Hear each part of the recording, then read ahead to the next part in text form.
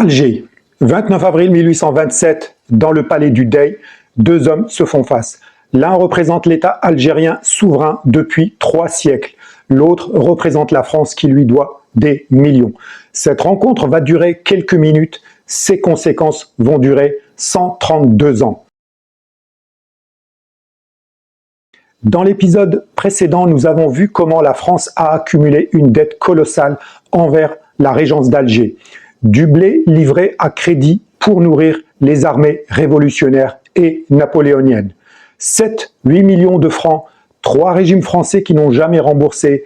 Pour bien comprendre ce que ressent Hussein Dey en 1827, cette dette ne date pas d'hier, elle remonte à la Révolution française. 40 ans de réclamations, de courriers, de négociations, de promesses non tenues, une génération entière d'attentes. Hussein Dey n'est pas en colère contre un incident récent, il est épuisé par des décennies d'humiliations silencieuses de la part de la France.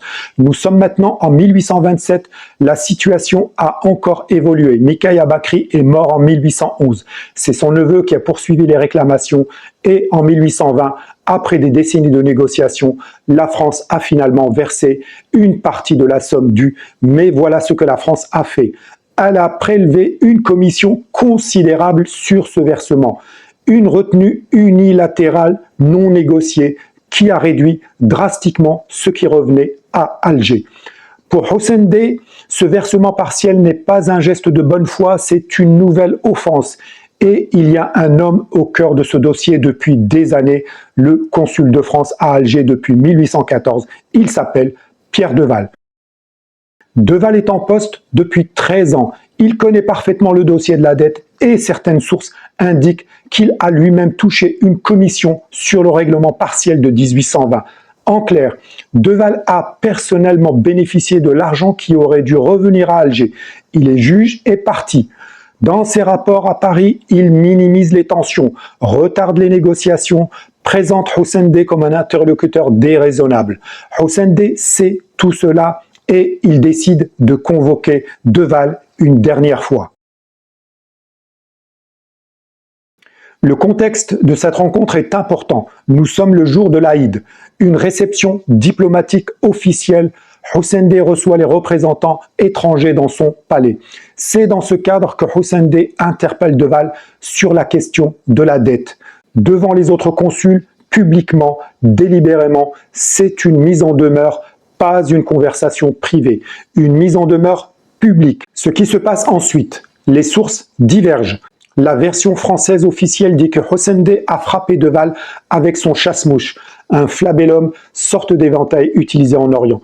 D'autres sources parlent d'un simple geste d'agacement, un effleurement, pas une frappe. Ce qui est certain, c'est que Deval repart offensé ou fait semblant de l'être. Arrêtons-nous un instant sur ce retournement parce qu'il est au cœur de toute cette affaire. Qui était réellement humilié dans cette pièce?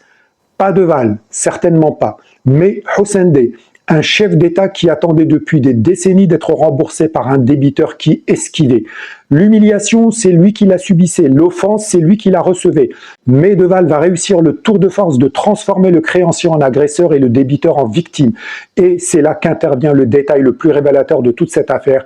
Dans ses rapports officiels à Paris, Deval ne minimise pas l'accident, il fait le contraire. Il ne se contente pas d'amplifier, il ne raconte pas l'incident tel qu'il s'est passé, il le réinvente. Il construit un récit de toutes pièces dans lequel la scène devient une humiliation délibérée, un affront calculé, une attaque contre la France elle-même. Celui qui avait tout intérêt à enterrer la question de la dette se retrouve soudainement très bavard sur l'affront reçu. Pourquoi ? Parce qu'un incident diplomatique grave efface la question financière. On ne parle plus de qui doit de l'argent à qui. On parle d'honneur national. Deval transforme sa propre compromission en cause nationale. L'homme qui bloquait le remboursement devient subitement le défenseur outragé de la France. C'est l'un des retournements les plus cyniques de cette histoire. La réponse française ne se fait pas attendre. En juin 1827, à peine 2 mois après l'incident, la France envoie une escadre navale pour bloquer le port d'Alger. Officiellement, obtenir des excuses et des réparations. Officieusement, première démonstration de force. Premier pas vers ce qui se prépare. Le blocus va durer 3 ans. 3 ans pendant lesquels le port d'Alger continue de fonctionner via des navires neutres hollandais, américains, anglais. La Régence ne plie pas, Hussein D refuse catégoriquement de présenter des excuses. Le blocus n'atteint pas son objectif. Il humilie davantage la France qu'il ne presse Alger.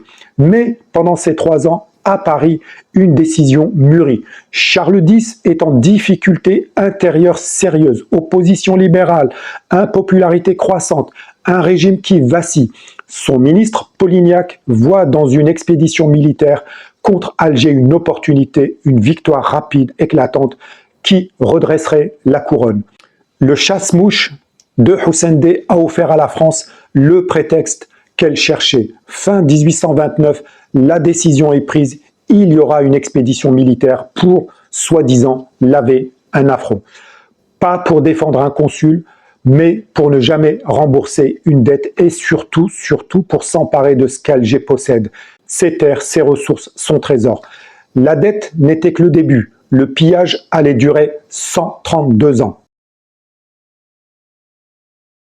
Conclusion. Un geste réel ou exagéré, personne ne le saura jamais avec certitude. 3 ans de blocus inutile et au bout du compte, une décision prise non pas pour laver un affront diplomatique, mais pour sauver un trône qui chancelait. Le chasse-mouche de Hussein D est entré dans l'histoire comme le déclencheur d'une guerre. Mais les déclencheurs ne sont jamais les vraies causes. La vraie cause, vous la connaissez déjà. C'est une dette jamais remboursée. Dans le prochain épisode, nous verrons comment la France a fabriqué le consensus politique nécessaire pour lancer 37 000 soldats contre un État souverain et comment Charles X a cru qu'une guerre éclair lui sauverait son trône. Il se trompait.